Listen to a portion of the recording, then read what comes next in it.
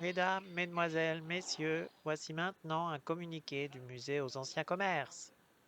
La radio était un objet important autrefois. À partir de 1921, date de la première diffusion au grand public, elle permettait d'avoir des nouvelles, quasiment en temps réel, d'écouter de la musique ou même des feuilletons. Pendant la Seconde Guerre mondiale, elle fut utilisée comme un outil de propagande par les différents camps.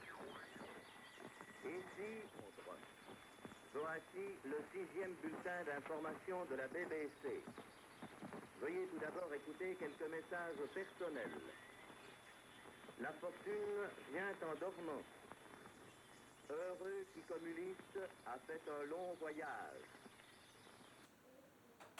Bonne cuisine, plat succulent, rôti bien doré, grâce à Butagaz ou Propagaz. Butagaz vous apporte le bien-être. Butagaz et Propagaz, c'est de la joie sous votre toit, c'est de la joie.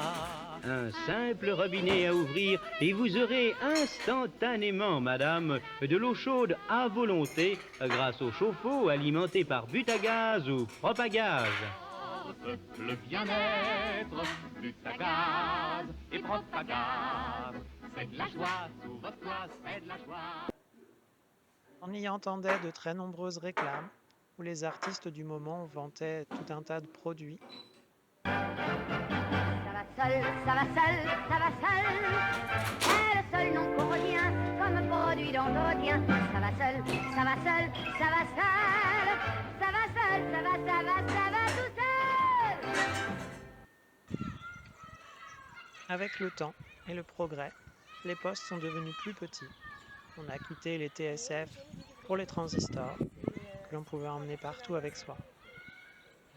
Comme nous venons de le voir, la radio était un objet important de la vie autrefois. C'est pour en conserver l'histoire et la transmettre que je lance aujourd'hui un appel. Non pas un appel du 18 juin, bien qu'il fût l'un des moments importants de l'histoire de la radio en France, mais un appel à votre générosité.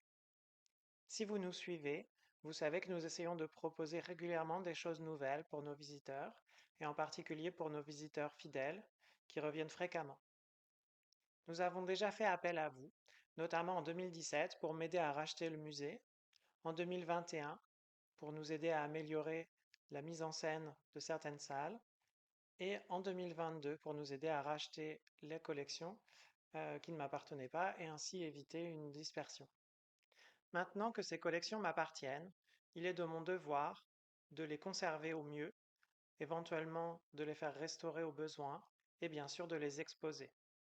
C'est ce que nous souhaitons faire avec ce projet, d'une part en faisant restaurer deux grandes affiches qui en ont bien besoin et qui pourront être exposées de manière permanente sur le mur derrière moi, et d'autre part en mettant en valeur une collection de postes radio qui jusqu'ici dormaient dans les réserves, allant des postes à galène, en passant par les TSF comme celle-ci, jusqu'aux transistors pour les plus récents.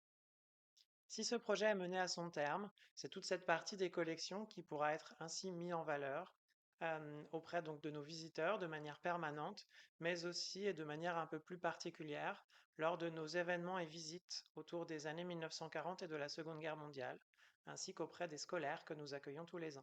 Pour participer à la collecte, il suffit de suivre le lien qui se trouve dans la description de la vidéo. Vous y retrouverez de manière détaillée donc tout notre projet ainsi que les différentes contreparties auxquelles vous aurez droit. Tout cela donc est détaillé en suivant le lien.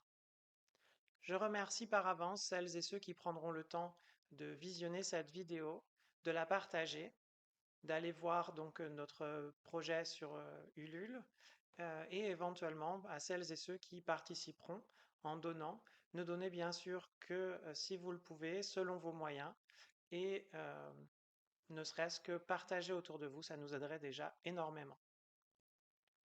Je vous remercie donc d'avoir visionné cette vidéo et je vous dis à bientôt au musée.